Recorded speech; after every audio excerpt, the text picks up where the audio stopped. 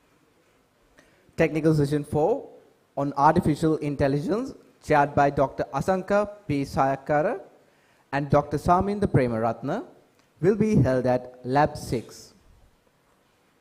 Technical session 5 on data science and data-driven applications, chaired by Dr. 𝗜𝗂𝗏𝗏𝗬𝗏 and Dr. 𝐶𝗲𝗔𝗂𝗏𝗏𝗏𝗏 will be held at 3LH01A. Technical session 6 on artificial intelligence, chaired by Dr. 𝗥𝗲𝗏𝗏𝗏 and Dr. Thilina Tantrivatta, will be held at 3LH02A. Technical session 7 on artificial intelligence, chaired by Dr. 𝗜𝗖𝗜𝗓𝗏𝗏𝗏𝗏 and Dr. Varuna Premachandra, will be held at 4LH01A. You can now proceed to the relevant halls.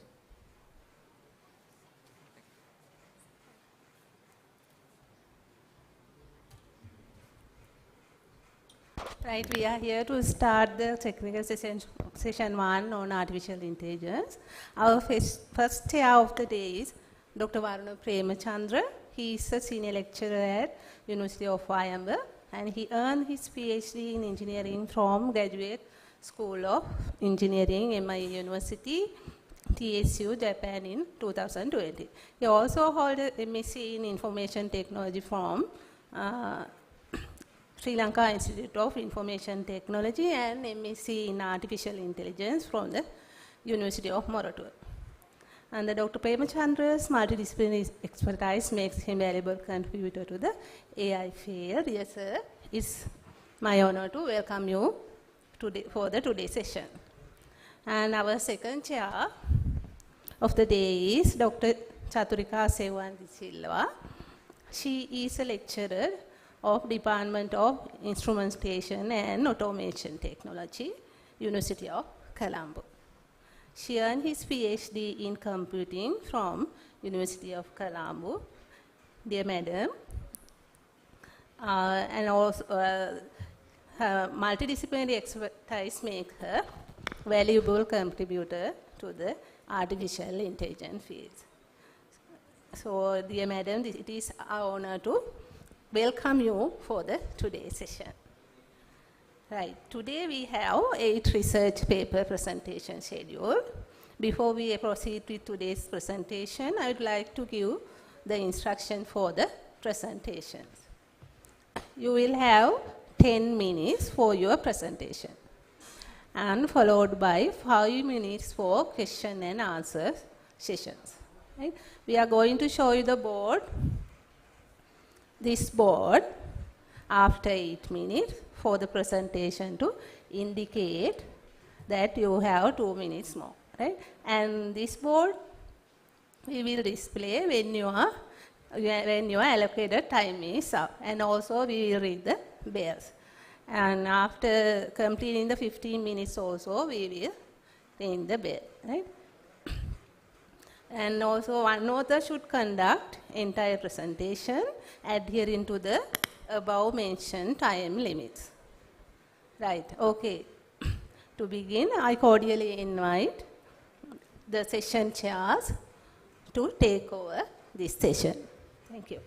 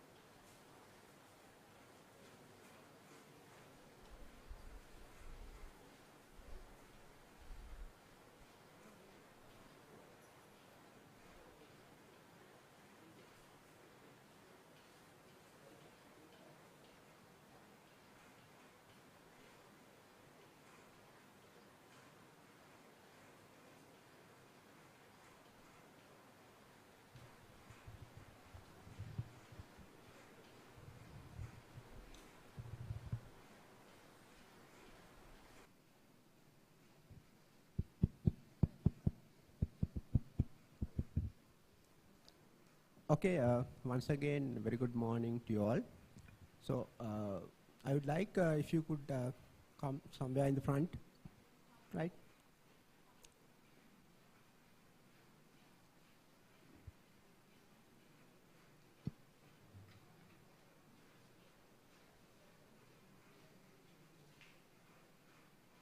Right, we are going to start the session number 7. This session has 8 papers to be presented, and as Ms. Explained the guidelines for presentation, I am not going to read it again. So let's present the first paper. The paper title is IoT-based smart plant growing and caring platform for urban developments, and the authors are IAS 𝗜𝗖𝗜𝗍𝗏, SCMH Naranda, NTM Sajith, MNM Asik, and MNA Himas. So you can start the presentation.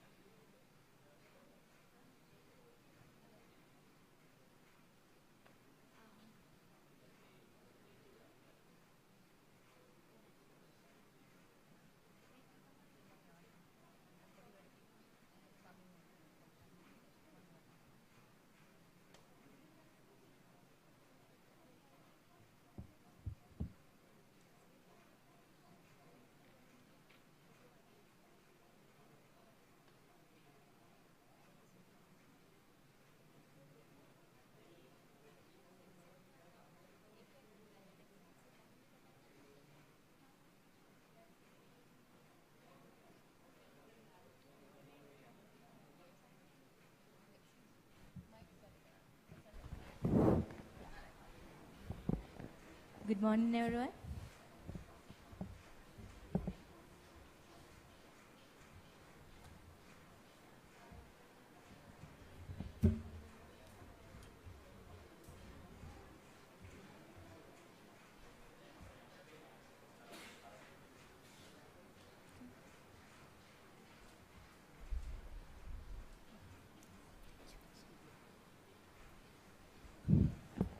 Hi, good morning, everyone. Here 𝗜𝗂𝗂𝗧𝗏 from Southeastern University of Sri Lanka. Here today I am going to present my research paper, IoT-based smart plant growing and carrying platform for urban environments.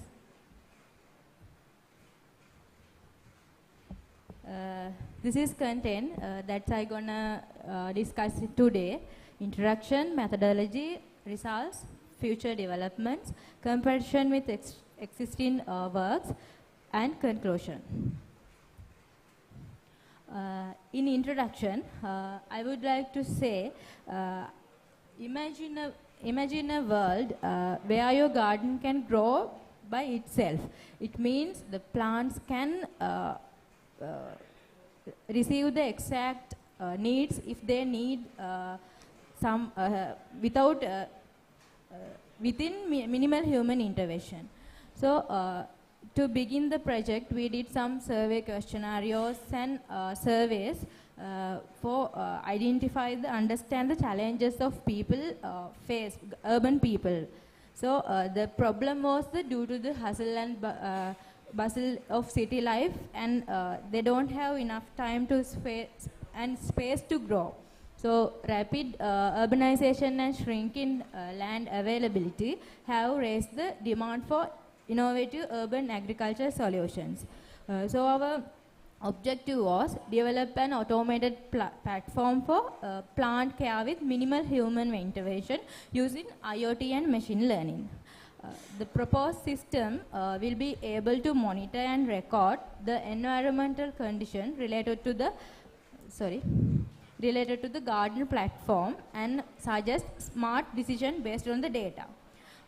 So our project aimed to demonstrate that with adoption of IoT and machine learning, Sri Lanka can revolutionize the agriculture. One of the greatest thing about smart gardening is gardening is its potential to save valuable time and spaces.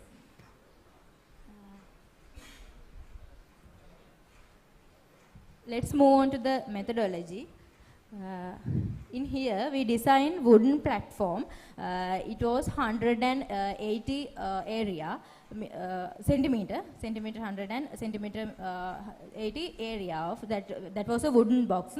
Then we growed some chili plants for demonstrated part for the research part with humidity sensor, DHT11 humidity sensor, and Raspberry Pi camera, and the water pump integrated with the Raspberry Pi. So our system heart was the Raspberry Pi board. Then data collection.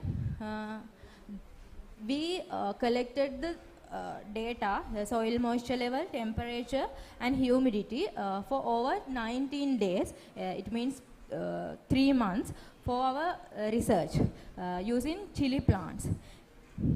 Then using that data, we train a model to watering schedule. It means water status, water requirement of the plant. We created a model using random forest algorithm. Then again, as I said, we used Raspberry Pi camera for collect the pictures for the beginning of the seeds, then flowering and fruiting like that. Over 90 days, we collected the images to identify the health status of the plant. Then we created a model using unsupervised learning model. We use K-means algorithm for that. This is our overview of the system. As I said, there's a wooden platform, growing platform here. Then Raspberry Pi board. then our monitoring data will goes to cloud-based server. We used their Firebase. Then again using machine learning model. Again output of the machine learning model return to the Raspberry Pi, and it will automatically turn on the motor. This is the decision making process. Read the soil moisture and temperature and humidity. It will run every 6 hours. Then send to the data at the cloud and to the machine learning model and predict the water requirement. Then decision sent to the Raspberry Pi. Then control the motor on or off according to the machine learning model output. The other machine learning model was the capture images every 6 hours, then save in the device and send to the model. It's classified healthy, unhealthy and medium healthy, like that. This is the implementation hardware. Schematic diagram of the circuit was like that. Then we build like this our sensors and Raspberry Pi board, those things. So result was automation of watering schedules achieved the high accuracy using random forest. It was 93% like that. And health status clustering effectively categorized plants condition, healthy, unhealthy, and medium healthy, like that. And prototype maintained high viability over the test period.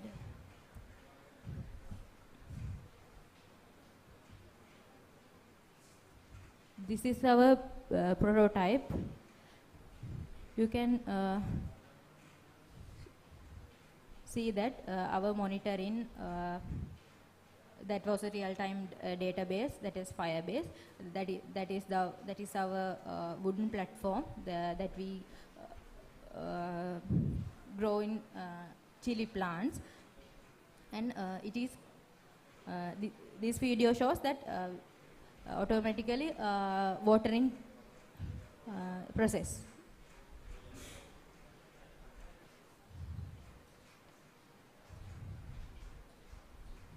Okay. As I said, we built two models. That was model 1 and model 2. Model 1 based on the supervised learning algorithm. We checked algorithm, Gaussian naive Bayes, and a decision tree classifier, and also random forest classifier. In the first one, we have some trouble. We have it's not much accuracy. Other algorithms because of oversimplification, and also decision tree goes to overfitting. So we choose the random forest classifier. It received accuracy 93%, like that. Then check the water requirement using the random forest machine learning, and it takes a decision like 1 or 0, like it means on or off, like that. Then motor will automatically switch on. This is the model 2 collected image data set. We got these images for our model 2. As I said, here we used k-means algorithm. Before we take the pictures, we pre-process the pictures using scaling normalizations, like that. Okay. To make visual representation, importance was principal component analyze, and features was color distribution, leaf texture, and structural patterns. These are the results got from the second machine learning model. And we build a mobile interface, use Blink app, and also using our first machine learning model that I said.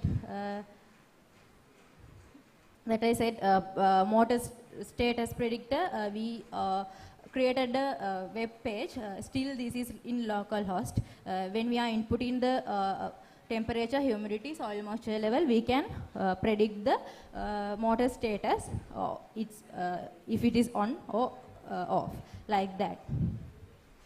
I'm moving fast. Okay, the future developments. Here we are going to develop this project because we limited to chili plants. So we are going to we are planning to do other plants also, and also there's a Raspberry Pi camera with the aluminium arm. We are planning to do that other plants also. Comparison with existing works, unlike pre-works limited to monitor for specific application like mushrooms, greenhouses, like that was there was like that research papers we referred. So and also our system integrate IoT and machine learning, predictive analytics and automation, and provides scalability for different plants specified in urban environments. Then pros of our research, our project, precision agriculture, remote accessibility, and using IoT and machine learning collaboration, and focusing sustainability. Finally, conclusion. So achievement, we developed a low-cost, efficient urban plant care solution and minimize human intervention. This system can help anyone with zero agriculture knowledge. Thank you so much. Okay, I think you are Ms. 𝗜𝗖𝗜𝗍𝗏. Yes. Yeah. Thank you very much for that nice presentation. Session is open for the audience to ask any questions.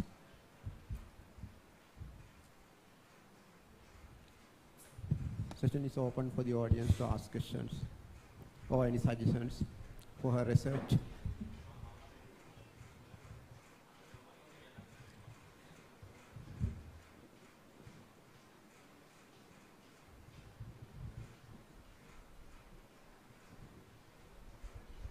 It is actually what she has done is so one of the trending area these days, right? Use of IoT and AI and like technologies for the domain of agriculture.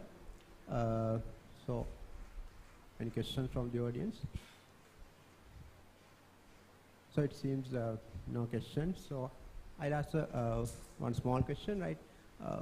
Haven't you used interfaces like Node-RED for this work? Sorry? In displaying the results? Yeah. Have you used Node-RED? Sorry, I didn't. Have you used the tool like Node-RED? No. Wait, what is the tool that you have used to make the display interfaces? User interface? Yeah. Blink capture. Oh. Okay, thank you. Right. So you mentioned that you have used supervised and unsupervised methods. So under the supervised method, you show that the accuracy is 93.81. Yes. And you have used random forest, Gaussian methods and all this. So 93.81 means which ML model? Random forest. Random forest. Yes. Right. So for this ML model, what are the inputs that you have considered? Temperature, humidity, and all the soil moisture level. Yeah. So when it comes to the growth of the plant, so it's good. The soil moisture and temperature, humidity is mandatory. And again, this is suggestion actually. You can consider the light intensity, right? And also the air quality. Those two factors are also affecting the growth of the plant. And also, so if you are, the thing is, you are considering this work in open area, right? So monitoring these factors is a bit hard.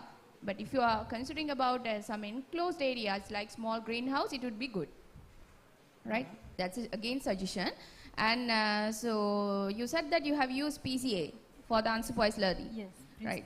So why did you use PCA? For dimensional reductions for our image data. Right. So originally, how many features that you have considered? 3 features. 3. What are the 3? Color distribution of the plant and leaf textures, and also there's another one, structural patterns. Yeah. So after applying PCA, so how many features that you have considered? Originally, there are 3 features. Yeah. So then after that? Then after color distribution and structures, analysis of the leaves, like that. Okay, right. Thank you. Okay, thank you very much. So give a round of applause. Thank you so much.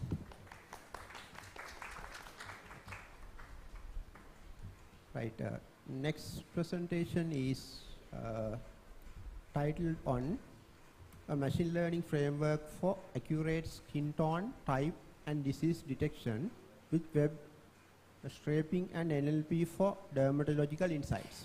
So that is the title of the paper. And it's authored by 𝗥𝗲𝗬𝗏 𝗜𝗖𝗜𝗬𝗏𝗏 and 𝗏𝗂𝗀𝗏𝗏. Right. It is presented by Ms. 𝗥𝗲𝗬𝗏. Right. Okay. Welcome.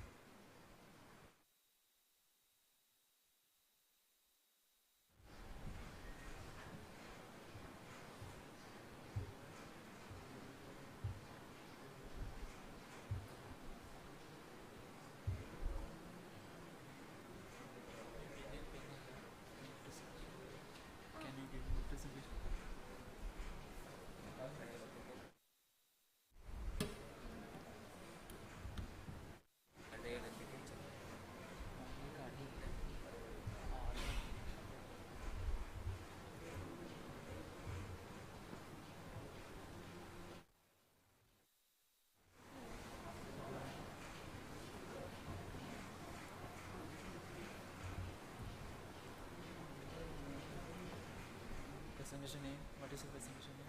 Skin disease.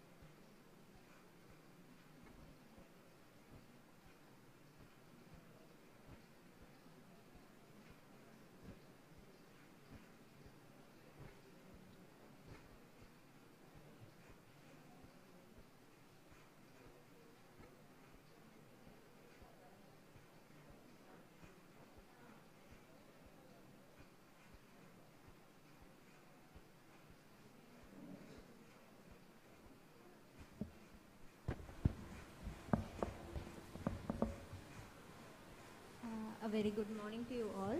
I myself is 𝗜𝗏𝗏𝗏𝗏𝗏𝗏 and my topic for today is a machine learning framework for accurate skin tone, type and disease detection. So as you all know, so there are two things that are prominent in a human body that could be seen from outside. So one is hair, the other one is skin. So as soon as you notice a person, the first thing you notice is either their skin or hair. So taking care of our skin is very important. But due to this, due to the hectic life that people are living today, they are getting exposed to several skin diseases which are caused by environmental pollution and also due to the climatic conditions. But since we all live a hectic life, they don't really have the time to go and get themselves consulted from a doctor and get themselves treated for the specific skin disease. Also, there are some people who are unable to get themselves consulted due to financial issues as well.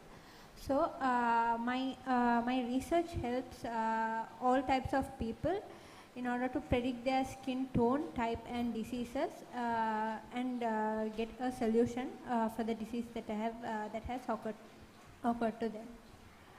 So, as for the research problem, so people these days don't have a clear understanding on what their skin tone, type or the disease that is happening to them.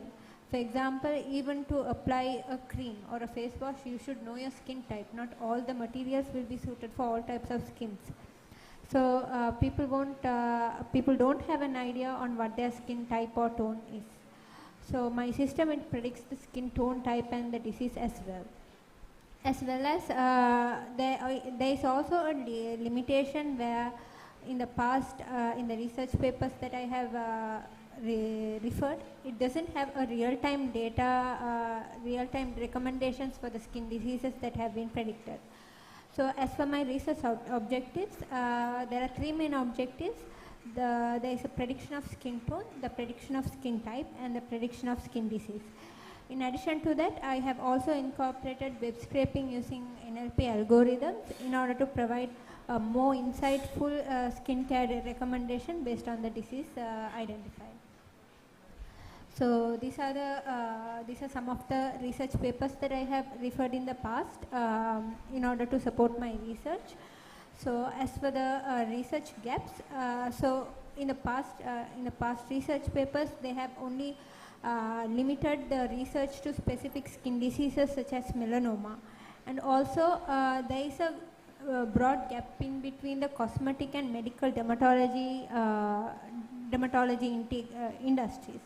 Also, there are lack of dynamic updates, and there is no, like I told you before, there is no real-time recommendations that were provided for skin diseases.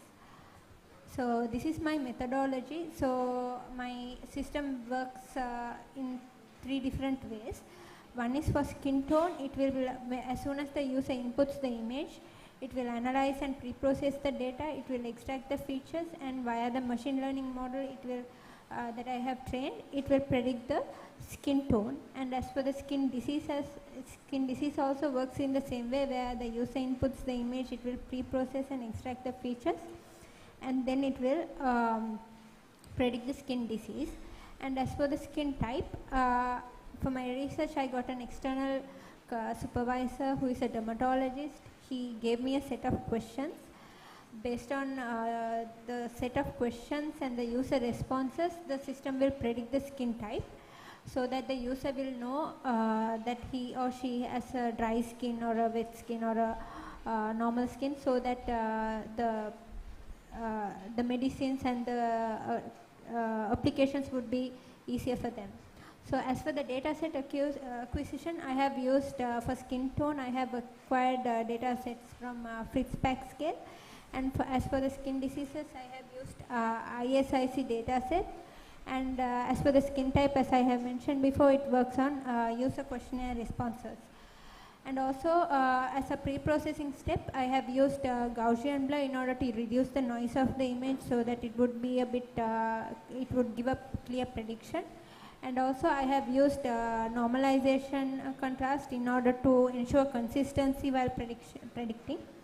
And also, as for the model architecture, I have used CNN architecture for both skin tone and skin disease detection. And as for the skin type, I have used decision tree classification. And as for the web scraping, I have gotten sources from different medical websites, so that let's say for example that a person is detected with eczema, it will give the reasons for eczema, the symptoms of eczema and the risk factors of eczema and so on.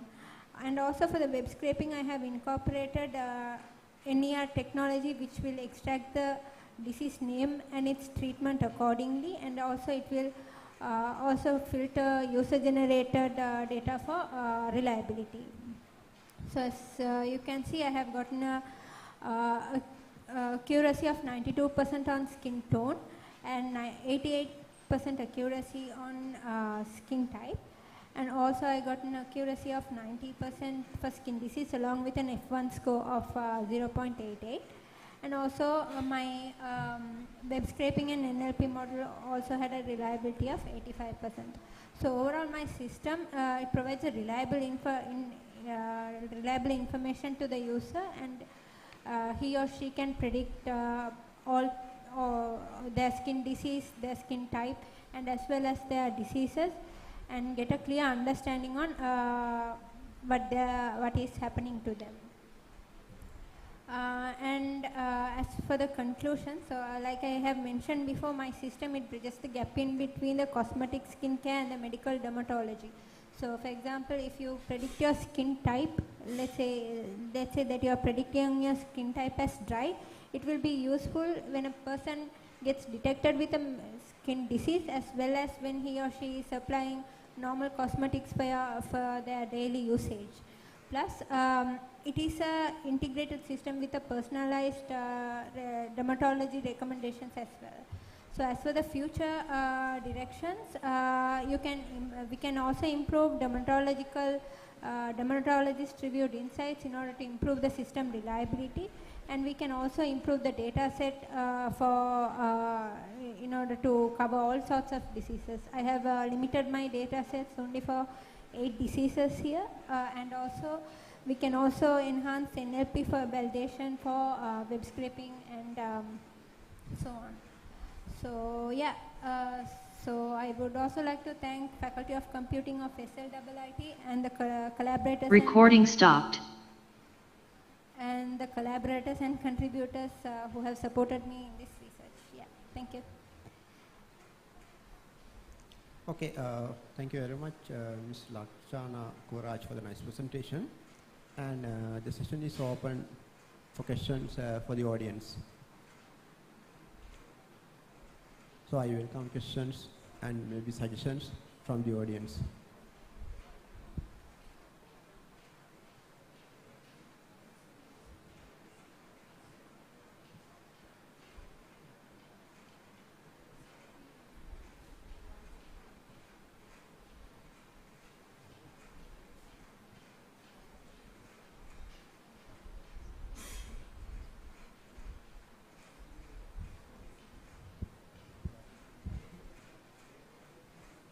So, in your research, you have considered publicly available data set. Am I correct?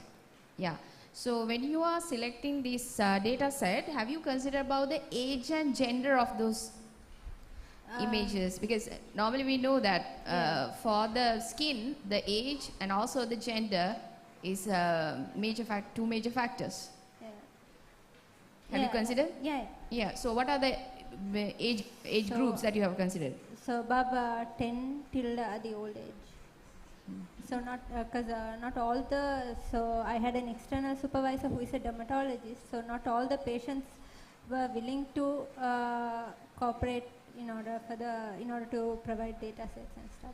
So. Okay, so as you said, for the tone prediction and disease detection, you have used CNN, convolution neural networks. Yeah. So the convolution neural networks that you have used, are they pre-trained or custom built? It's pre-trained. Pre-trained. So what are the, so for I think tone prediction you have used ResNet 50. Yeah. So so why did you select? So because BGG 16, BGG 19, so are there. So why specifically ResNet 50?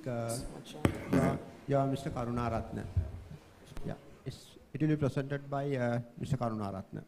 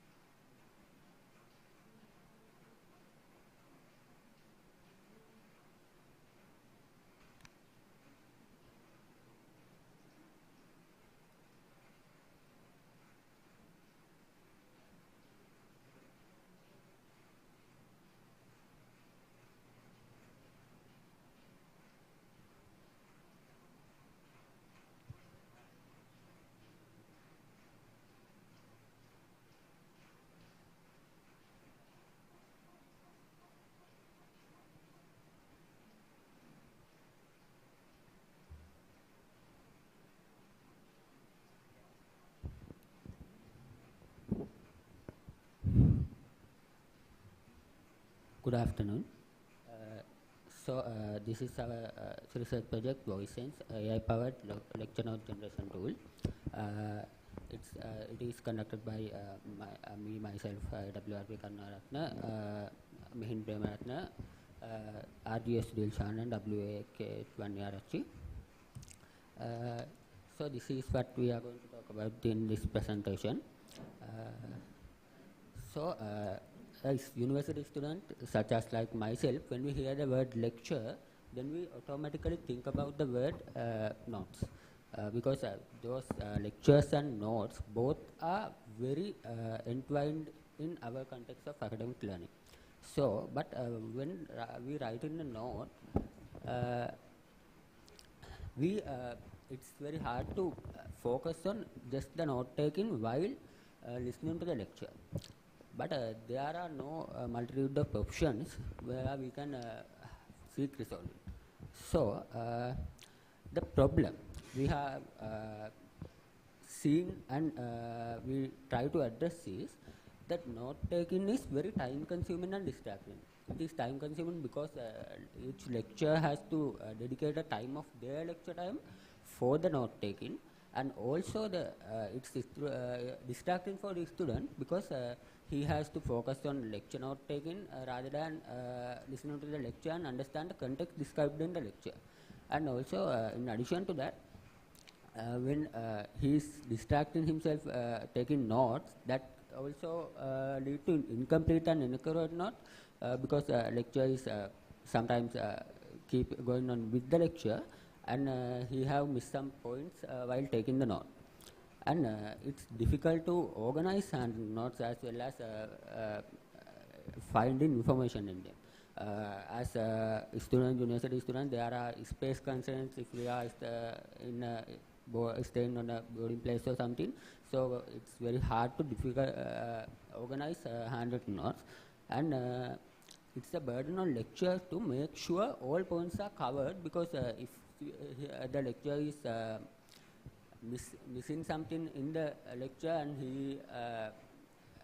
if he add it in the next lecture, that added context miss the context which was it discarded.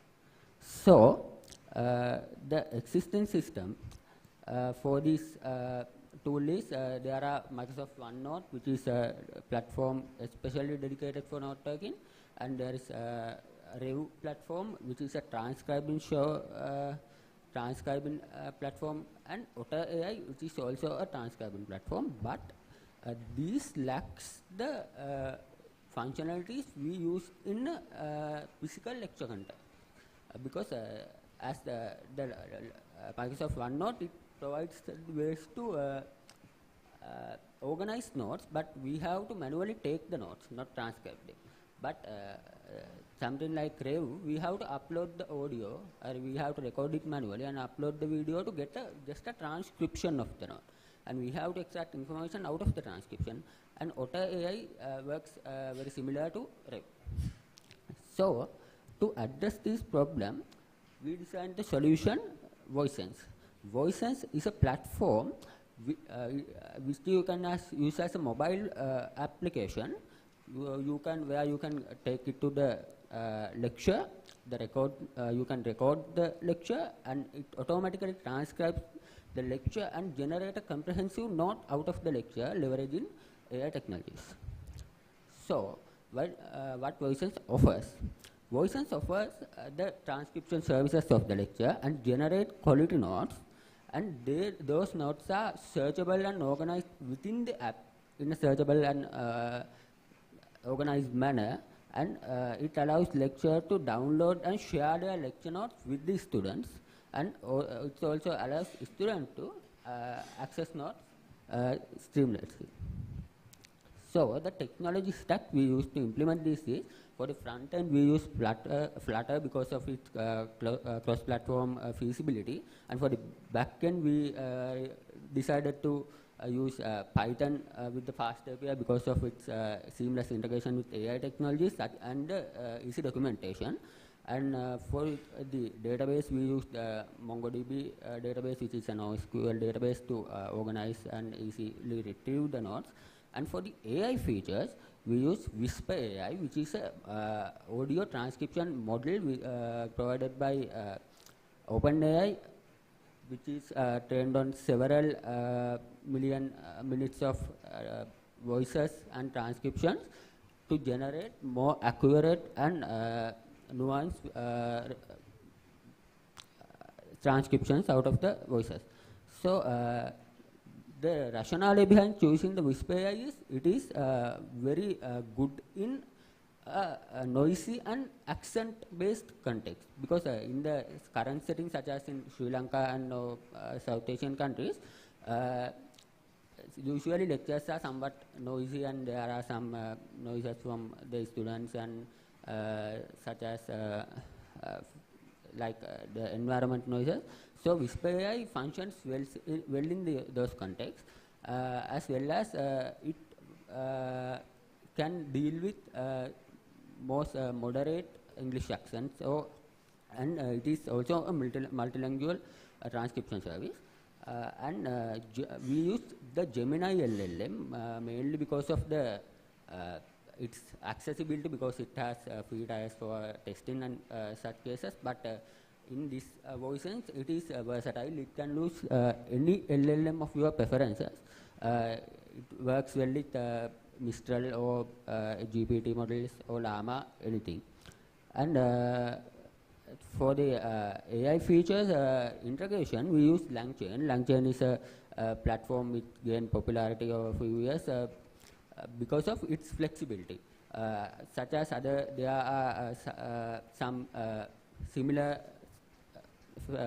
frameworks such as Llama Index and others, but LangChain is very flexible when it comes to this kind of application. So we use LangChain because of that. And for the high-level architecture diagram, I will invite Mihin. Can you? Thank you, Pabasara. So when we come to the high-level architecture of our solution, we present these user flows. You can see how the mobile app is connected to the backend, and also it is connected to the cloud environment. We use to implement this solution Azure platform. So you can see how the APIs are connected to the our backend Azure clouds and how data storage are working. This is the user flows and use cases, how we gather together into a single architecture diagram. When we implementation, we use this use case to get our solution to the real world. So when we come to the benefits for users, you can understand how in the university environment the solution is benefits to us, also our lecturers. So when you come to the for lecturers, they can focus on content delivery without not taking distractions. So lecturers can focus on the lecture and how the content of the lecturer deliver to the students very comprehensively, and students can focus on lecture content without taking note and without distracting any other facts. So you can see what are the other benefits we can get from our solution. These are the evaluation results of this research. The transcription accuracy we gathered 95.5% were WR metrics, and also user satisfaction based on the pilot test we gathered from our colleges to give our application try and test, and their response are there. We gathered from using a Google form. So these are the success of our voice sense. When you come to the voice sense, it is increase our efficiency and also accuracy, enhance learning experience, comprehensive feature integration, support for physical lecture environment. This solution very focused on the physical environment lectures. So lecturer can use the mobile phone as a device and record the lecture, and it will be automatically transcribed, and generated note will be used within the students. So future directions of VoiceSense, so many future directions we can in the VoiceSense application. So these are the some of them: offline functionality, multilingual support, integrated LMS, and personalized note formatting, and others. These are the references we have followed to implement this solution and research. Thank you for everyone. Okay, thank you very much for the nice presentation. The session is open for the audience for any questions and clarifications and suggestions.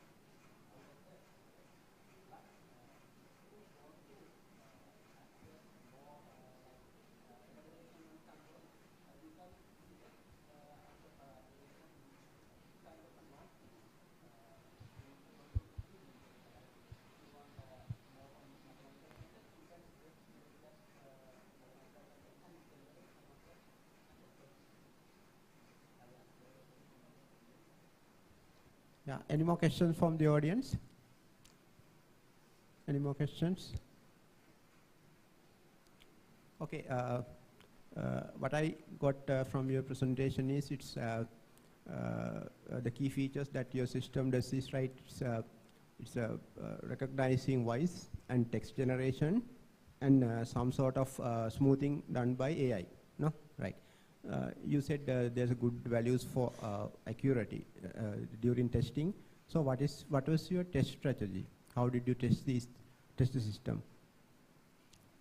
Actually, we used for the accuracy. We used WER for the transcribing, which we used in 𝗖𝗬𝗓 library, and we provided it transcription which we have read, and the original transcription, and it matched the accuracy of the transcription model. And as far as the generating note accuracy, we mostly we used two cases. One is a generated, one is a lecture which is we have listened and transcribed, and a manual note taken by a human, and other one is generated by us. And we cross-checked each of these, and we found out our one has captured more crucial and sometimes missed information by human in our lecture context.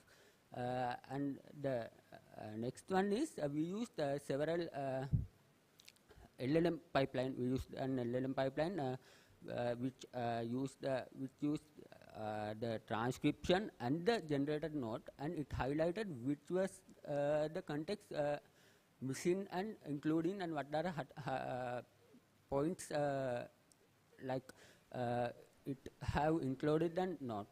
And it was a qualitative assurance, but not a quantitative, but it performed well, and like in most cases not captured the key concept very good, fine. Okay, thank you. Right, so interesting work, because it's important for the students and the lecturers, right? So here, is this app is applicable for all kind of lectures? For example, let's say the lectures consist of mathematics-based lectures, consist of equations and all that. So is that also possible? Yes, ma'am. We have tried using YouTube lecturers. We played it audio using high volume and using our application. It is very precise, but sometimes the formulas and some things do not take very precisely to the note. We have to optimize that part because of the some formulas teachers have said do not get very sometimes. So, but when we come to the whole application, but in the whole scenario, it is very useful for the any kind of lecturers, especially very describing lectures manners. It is very accurate. But when it come to the like mathematical formulas, something that's a problem we have addressed in the solution precisely. But we have to more improve that part. Yeah, as a future work, right? So you have used AI models, speech to text, text optimization, and text to speech. So text to speech means, so after you converting the script, are you going to re-narrate it again? Text to speech, the last one? It is a feature for students. Students can read the lecture note. Also, students can human-like. We have now human-like AI to generate voice, human voices. So students can use that feature to hear the lecture note for their studies. Right. So you have shown the results of a pilot test. Right. So what about the population in the pilot test? Using our batchmates and we gathered from 11 students. Yeah, so in future you can consider more comments from yes, students. Okay, right. Also we tried YouTube lectures also. Our teams tried YouTube lecture. The YouTube lectures, so many lectures are there. So these are very different variety in YouTube lectures. So we recorded those lectures in our application and transcribe and we test our optimized note. That's do not consider as a evaluation metric in this research paper. Right. Thank you. Okay, thank you. Let's give a round of applause.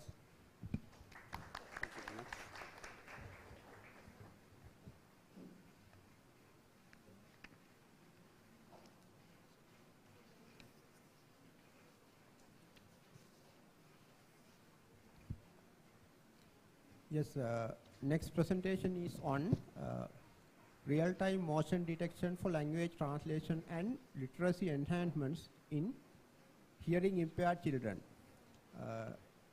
The authors are 𝗜𝗖𝗜𝗏𝗏𝗧𝗏𝗏,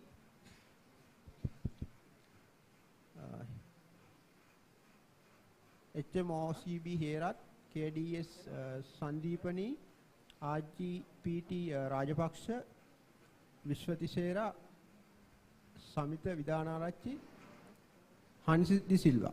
They are the authors. I think it's going to be presented by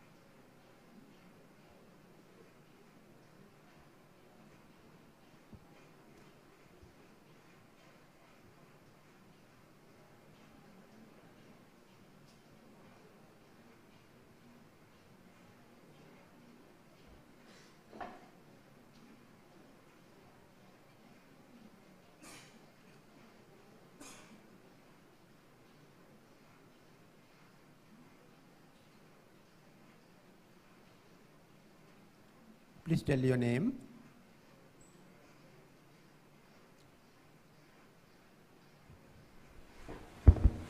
𝗜𝗳𝗬𝗏𝗂𝗏.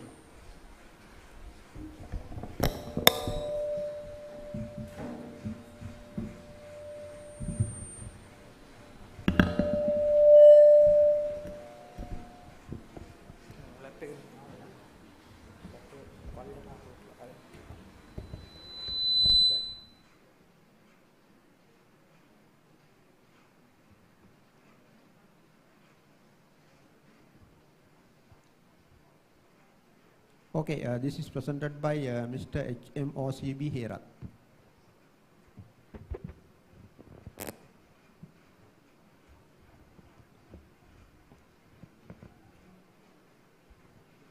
Good afternoon, everyone.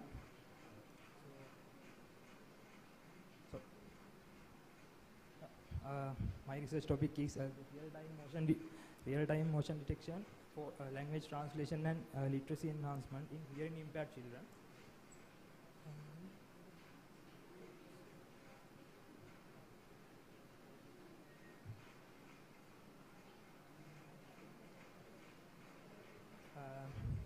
So this is the agenda, what I'm presenting today.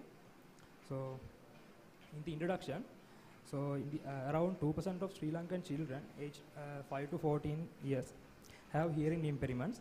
So hearing loss have negatively impacted both their education and social interactions. So in childhood, hearing loss is the main reason for the development and the vocal speech recognition and the vocabulary levels.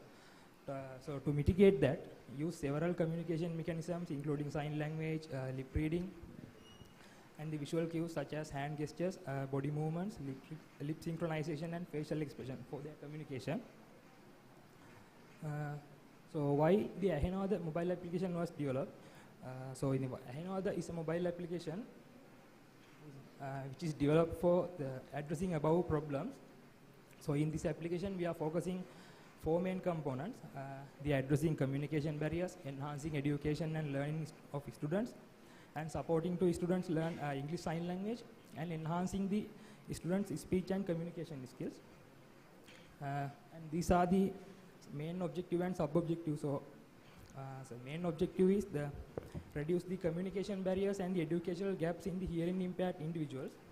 So the sub-objectives are recognizing everyday classroom, everyday objects with object detection, and expanding communication through the foreign sign language knowledge, and bridging communication gaps for hearing impaired children, and the final one, the improving pronunciation via speech therapies. So the background literature, the psychological challenges in hearing impaired community.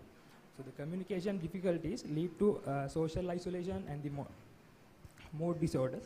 So emphasizing the need for better sign language interpretation between the hearing impaired and the normal people. And the challenges in education for hearing impaired students. So students rely primarily on visual learning which impact their vocabulary and pronunciation development. So in the highlighting the need for improved voice training and lip reading models, and the advancement in gesture recognition and sign languages. The existing studies have implemented technology like CNN, HOG, SGD classifiers, and Google speech-to-text models, but often lack accuracy, scalability, and the features for advanced sign language translation. So the existing systems focus on isolated features like sign language recognition or progress monitoring. So there are limited support for single sign language. The weaknesses of existing systems, the lack of real-time capabilities for and multi-language integration, insufficient tools for voice training and autonomous learning, and the minimal support for holistic education and communication improvements. So in our proposed solution, we are proposing mainly four components for the hearing impaired students. So real-time motion detection for sign to text translation, and singular to English sign language conversion for multilingual education, and the integration tool for voice training and lip reading and the autonomous learning, and the comprehensive platform bridging communication gaps, education and accessibility gaps. And methodology. And this is the system overview. It's showing the brief idea of our four components. And the system overview, we are developing our system using microservice architecture, and the front end developing using Flutter, and for back end the Python and Node.js, and models training using the Python libraries. And this is the overall methodology. So this is how we are conducting this research.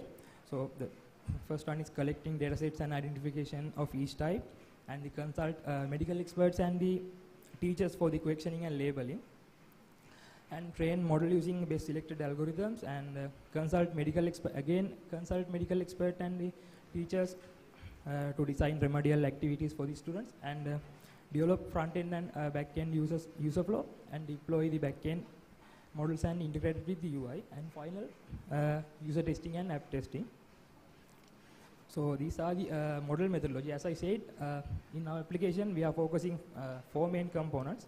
So the first one, the real-time single sign language conversion into voice and text. So that model was developed using using with GRU algorithm to recognize single sign language in real time through video sequence processing. And GRU was chosen over LSTM and transformer models due to its resource efficiency, fewer parameters, and reduce overfitting risk for small data sets. And also it's integrated with Google text-to-speech API for converting recognized signs into speech and text, enabling real-time communication. And the second one, the real-time object detection with AI-based gaming approach. So the YOLO v5 is chosen for the object detection due to its stability and accuracy, and a strong performance with the small object compared to YOLO v8. So the third one, the translating single sign language into English sign language, and for that model also we are using the GRU model to recognizing single sign language and translating it to the English sign language. And the final one, the speech therapy for identifying the difficult pronunciation hearing impaired students. For that model, we are developing using CNN and the VGG16 algorithms. So CNN was used to process spectrogram for identifying the correct or incorrect pronunciations, and the VGG16 architecture implemented using a TensorFlow for lip reading task. And it's compared with 3D CNN and the LibNet algorithms. VGG16 was chosen for its efficiency and lower computational requirements. And the results, and these are our user interface over application, and a few remedial activity interfaces over application. And these are the model testing accuracies which are achieved by our 4 components. And the conclusion. So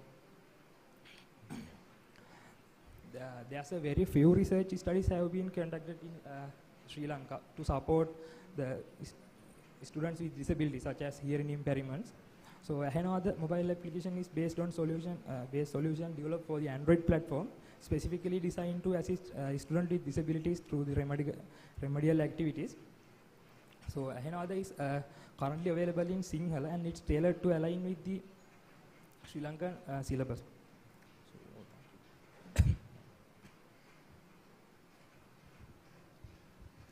Okay, thank you very much for the nice presentation.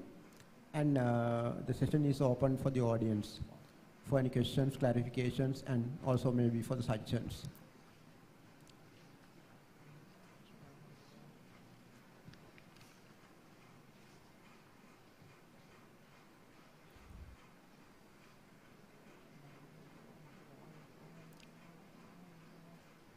Any questions, clarifications, or even suggestions to improve his research from the audience?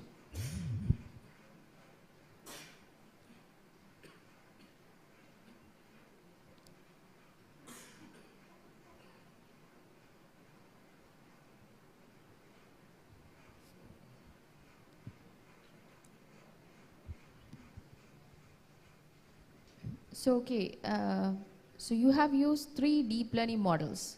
Yeah. What are they? GRU and CNN and the YOLO v5 models. CNN. So, under CNN, VGG16. Yeah. So specifically why VGC16? Because it's use low computational powers, because it's a mobile application. So we have to deal with the low computational power, because we have to. Okay, so when you are gathering information, so I mean the features, you have considered about hands, shoulders, face, mouth, along their XYZ coordinates. What do you mean by along their XYZ coordinates? So when we are in the XYZ coordinates, we are collecting the lip reading model. When a student, hearing impaired student, when they are trying to talk some word, we are taking their facial expressions and hand gestures. That's we are taking the XYZ coordinates for the model. So the thing is, XYZ coordinates means you are considering about a 3D. So normally when we are, so here you are saying that you are using a camera to collect the images. So from the camera we get a 2D output. So out of the 2D output, so how you are getting the XYZ three dimensions, I mean. So I think that thing you have to consider. So basically from the 2D image we can consider XY coordinates. And the other thing is to collect some data sets you have used private data set, 𝗥𝗲𝗄. Right. So in the 𝗥𝗲𝗄, so were you able to collect, I mean, Sinhala videos from the 𝗥𝗲𝗄? Yeah, there's some Sinhala videos in 𝗥𝗲𝗄, but we are mostly collecting the object detection for classroom. We are focusing the classroom objects like pen, for classroom object. In the 𝗥𝗲𝗄, we are focusing on for the object identification. Right. Okay. Thank you. Okay, let's give a round of applause.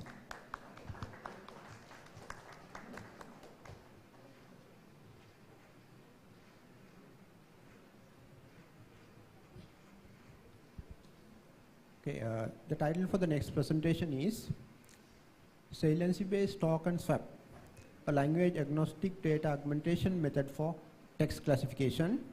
And there are 3 authors for this paper: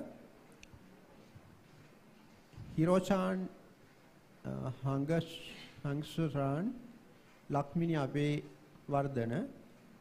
𝗬𝗏𝗏𝗏.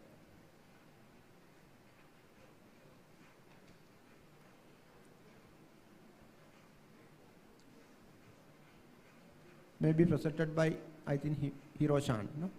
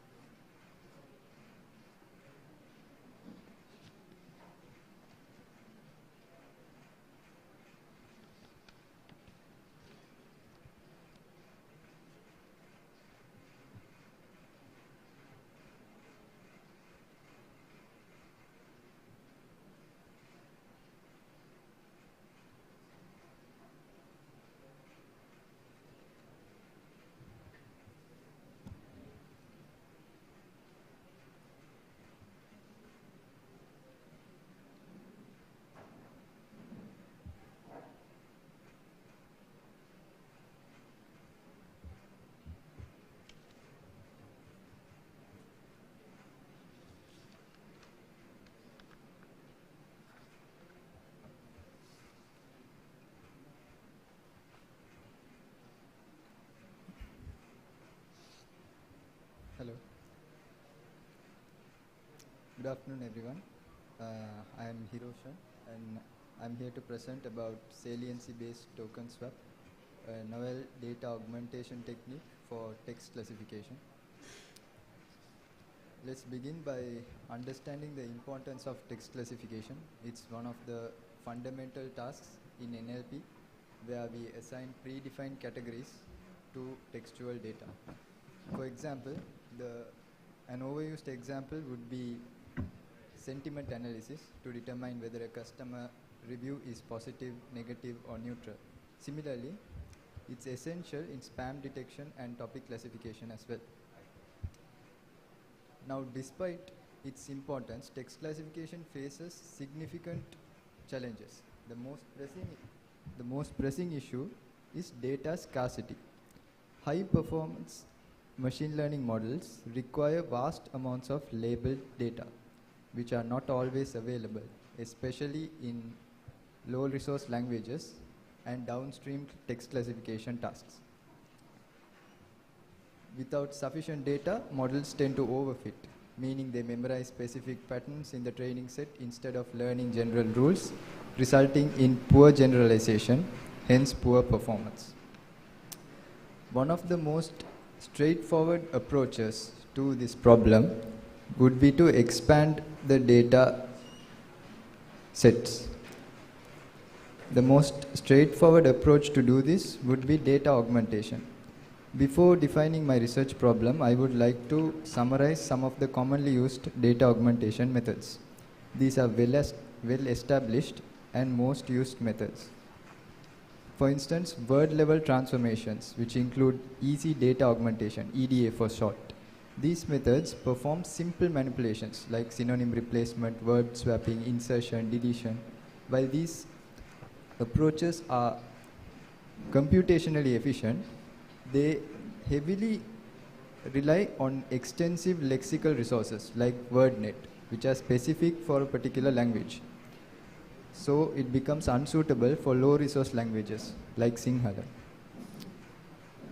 Additionally, paraphrasing based methods like back translation, which translates one language to another and back to the source language, giving a paraphrased sentence back, will actually depend on the quality and availability of the translation model, which again is unsuitable for low resource languages. Generative methods limitations would be that they are again unsuitable for low resource languages, as they have to be pre-trained with a large corpus of the specific language, but also high computational resources are necessary to run them. So summarizing the research problem, what are the challenges in data augmentation? The target and label integrity, inability to preserve label integrity due to augmentation. Language dependency, the data augmentation method requires language specific external resources for support. And then model dependency, techniques are tied to a specific model architecture, which limits its applicability generally. A real-world example would be emotion classification, a downstream text classification task for Sinhala language. I could find approximately 1,000 annotated sentences which were correctly classified.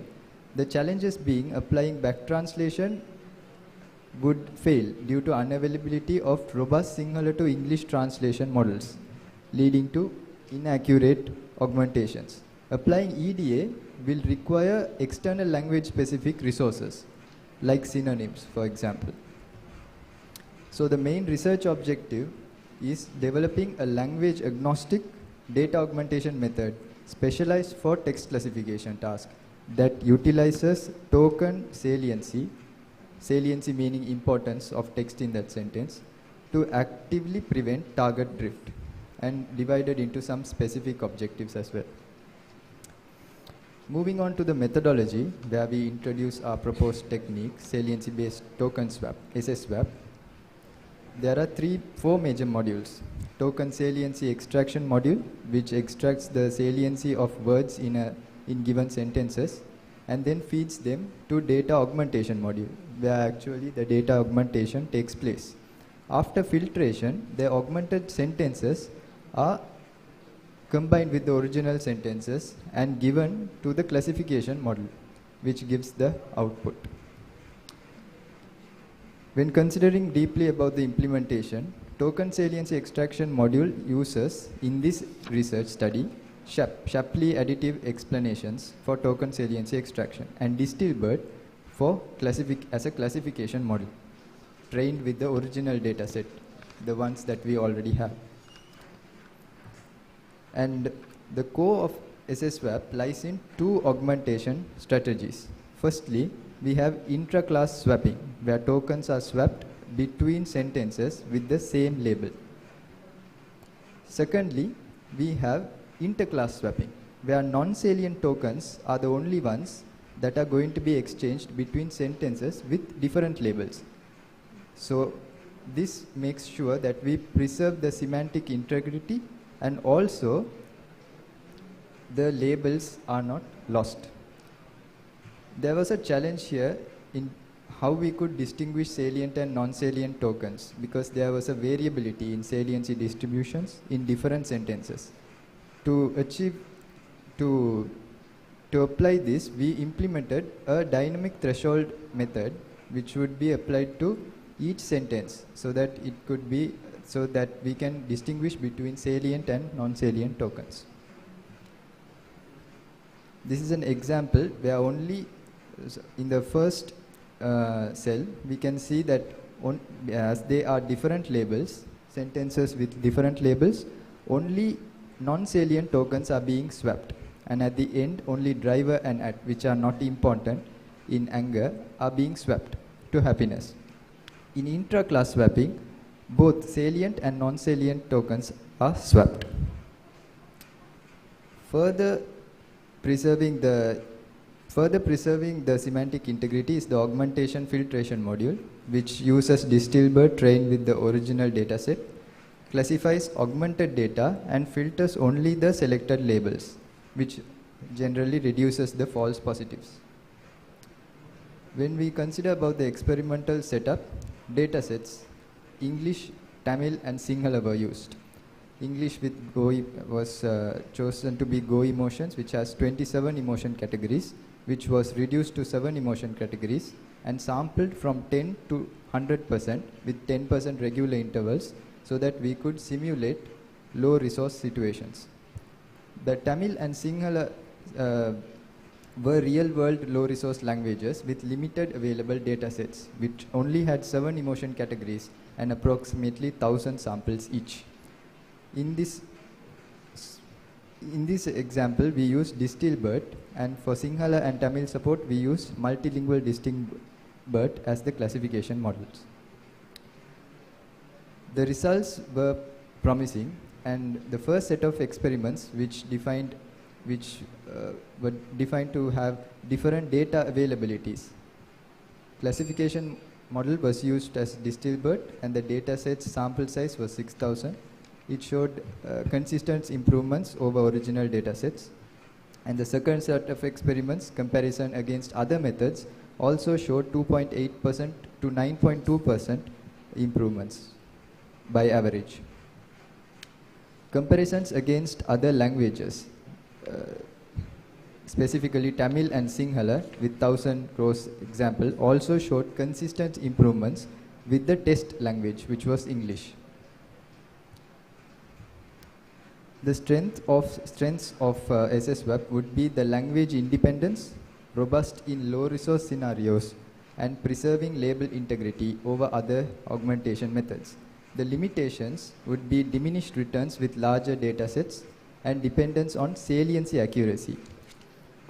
When should it be generally used is when the data quantity of the dataset and the variability between sentences is the limiting factor. Looking ahead, these could be the future works that we could consider. Thank you. Okay, thank you very much for the nice presentation. And the session is open for the audience for any questions, clarifications, and suggestions.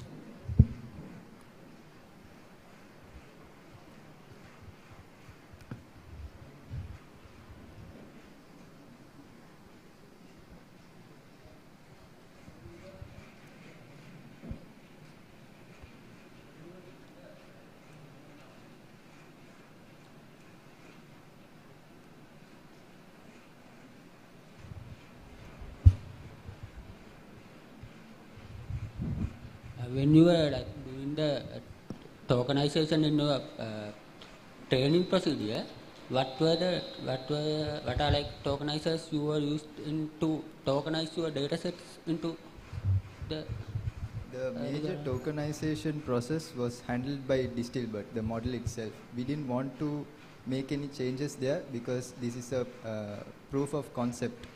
SSWAP is a new method, so it was a proof of concept. So we had to make sure that everything else is controlled. So we left it to 𝗜𝗖𝗜𝗏. So it was all controlled then. So the tokenization 𝗜𝗖𝗜𝗏 model was used for the one, and it was the multilingual 𝗜𝗖𝗜𝗏 or the generic one? For comparisons with other languages, we used multilingual 𝗜𝗖𝗜𝗏, also with English when we were doing the experiments. But for when we were checking with just the general effectiveness of SSWAP, we used 𝗜𝗖𝗜𝗏 only, just for English. Thank you very much. Thank you. Any more questions? Right, can you go back to the first slide? First.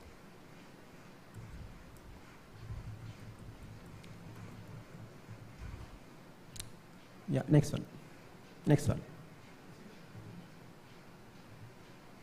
No, maybe. Yeah.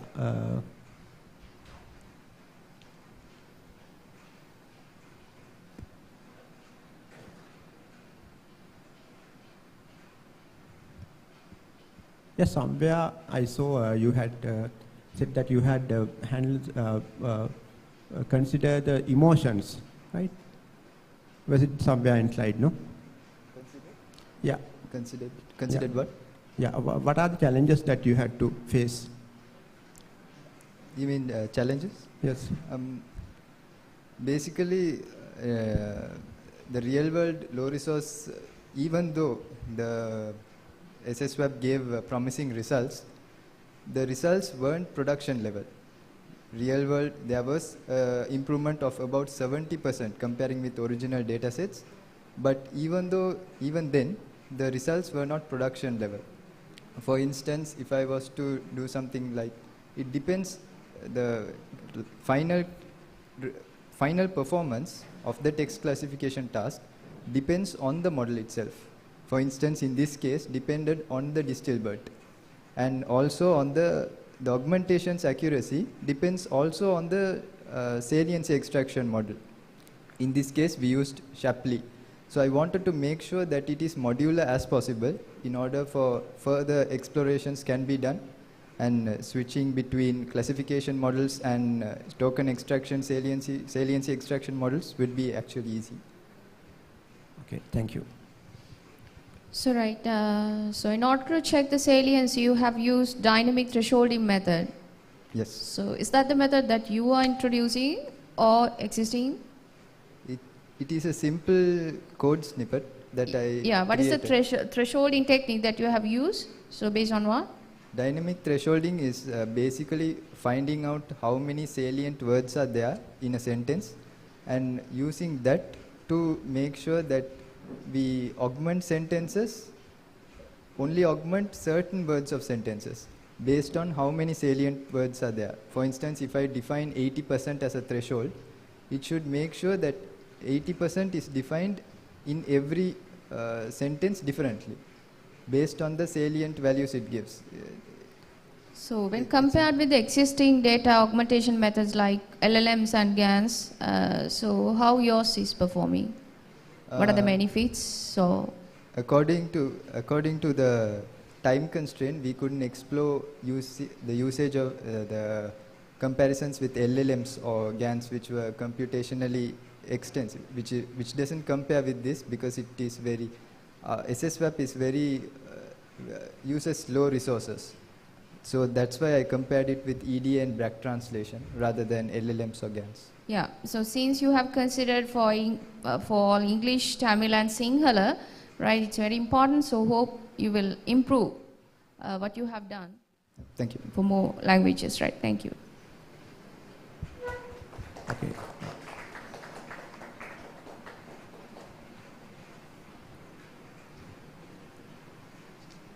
Okay, the next presentation is on advanced machine learning methods for the study of globular clusters in Virago and Formax galaxies. The authors are Udani Navaratna, 𝗜𝗂𝗬𝗓𝗔𝗓, 𝗓𝗲𝗓𝗔 and Dr. 𝗂𝗑𝗲𝗓 Dissanayake. I think it's presented by Ms. Udani Navaratna.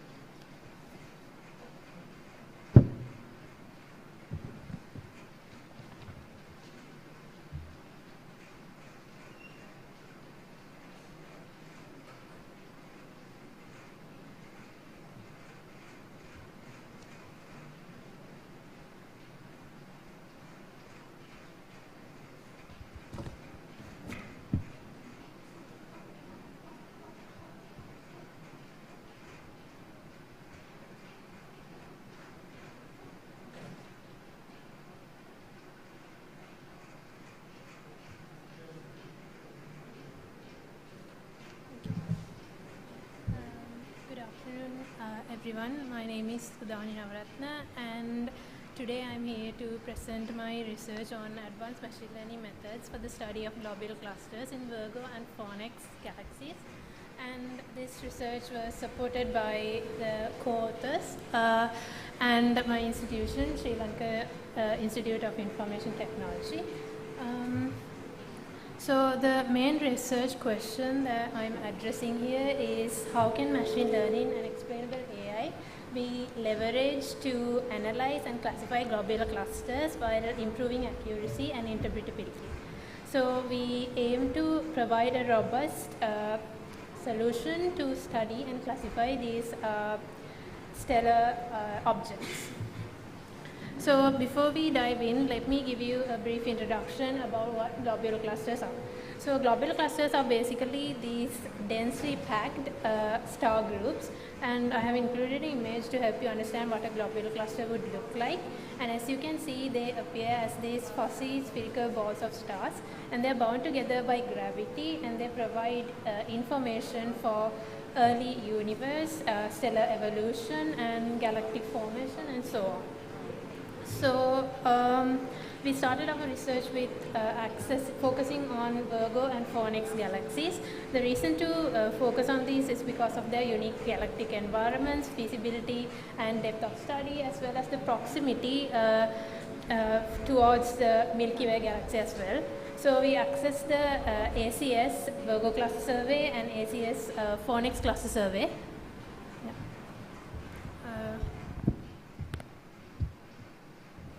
ACS Fornax cluster survey, which is conducted by the Hubble Space Telescope, and this was a rich resource for our project. And our project consisted of two phases, an unsupervised model training phase and a supervised model training phase.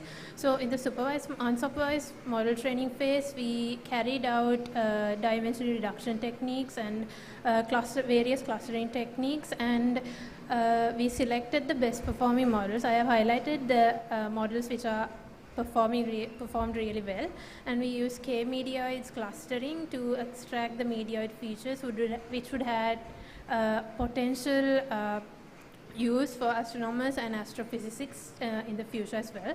And we use XAI to interpret the results that we got. So here I need to emphasize the fact that we use Virgo and Fornax separately because we wanted to test how this clustering method would group globular clusters in different galactic environments.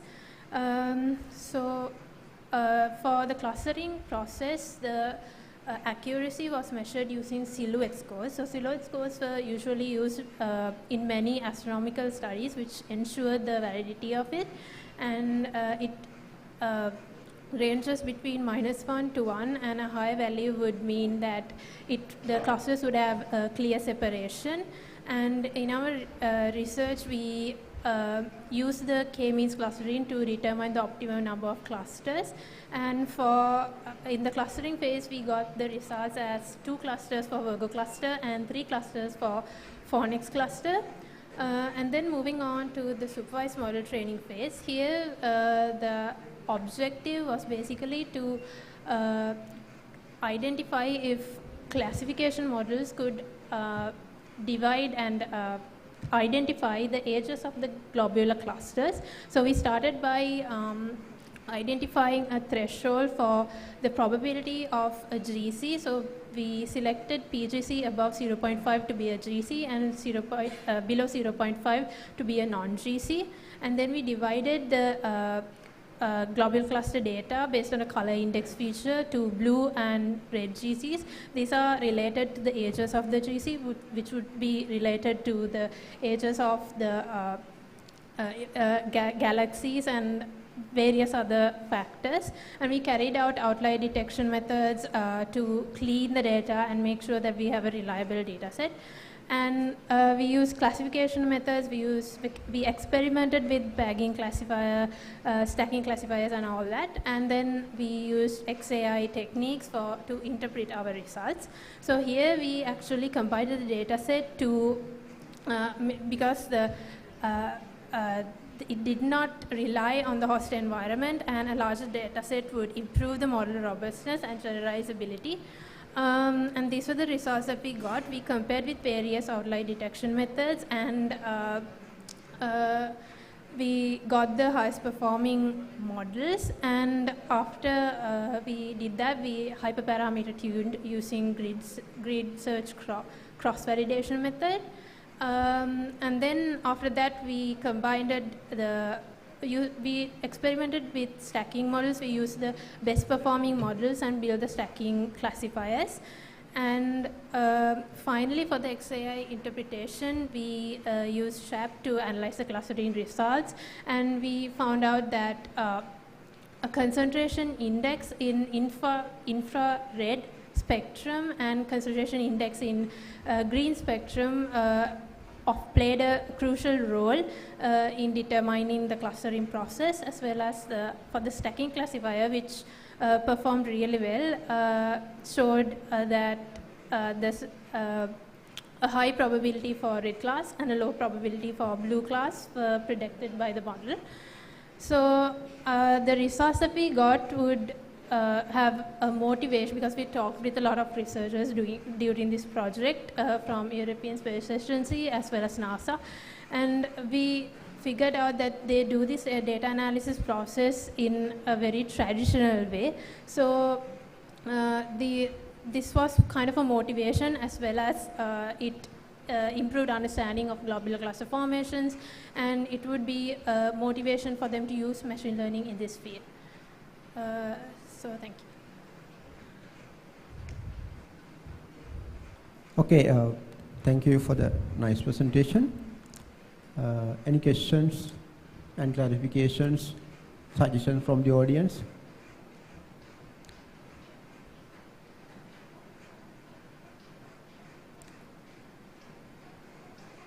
Any questions, suggestions from the audience?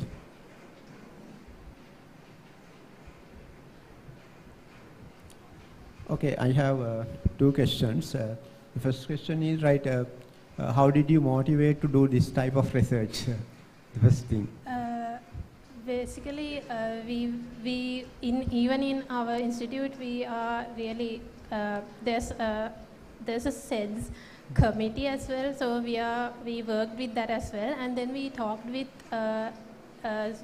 researchers from European Space Agency to even access the data sets. So they talked with us, and they said that that the process that they follow is mostly traditional methods. They use hand-made methods to analyze these data sets. So which is why we decided to do this research. Yeah. Second one, for this work, you had used some machine learning algorithms like KNN and some other. Yeah. So how did you justify that? How did you select that? So this would be the better algorithm. We went through like astronomical, because we had really limited resources in Sri Lanka to assess get astronomical knowledge. So we got our knowledge from our external supervisor and then from other research papers, and we checked how, what models did they use for this, to study this globular cluster, and we made sure that we use them. We got it from various researchers. Thank you. Right. So in your research, you have considered both supervised and unsupervised learning. So why? The tasks in the supervised and unsupervised learning has different goals. So in the clustering, we wanted to see how these unsupervised machine learning methods could identify groupings in the data set. And in the unsupervised learning phase, we wanted to analyze the edges, which is a different task to which we use the data set, and we ourselves divided the color index column and all that. Right, so for both the models, you have considered common feature set, or for two different models, two different features that you have selected? No, for an example, for the clustering, we didn't consider the PGC because it's a defined column. For clustering, the photometric features itself, like the magnitudes, the concentration index. Because there, I think clustering, you said that there are so many features, 29 features or others, so that's why on top of that you have applied PCA. Yeah. For the supervised? For the supervised, we did not. We got a few. We focused ourselves on magnitudes and the concentration index only, and we use the color index column to define the classes. So how can you validate the findings of this research? Are there any ground truth data or results where you can compare and contrast your outcomes? So I didn't include it in here, but when we were doing it in our institute, we had a web application for the classification part, and we validated it using real-world globular cluster data itself, and we determined its age, and then we made sure that we determine its color based on the age, and then we validated it using that web application. Thank you. Okay, let's give a round of applause.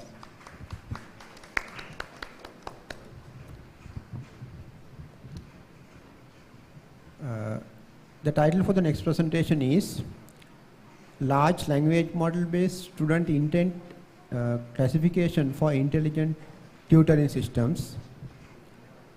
The authors for the paper are 𝗜𝗖𝗜𝗏𝗔𝗓𝗏, 𝗓𝗏𝗏𝗏𝗔𝗓𝗏, 𝗓𝗔𝗓𝗏, and 𝗜𝗔𝗏 Pereira.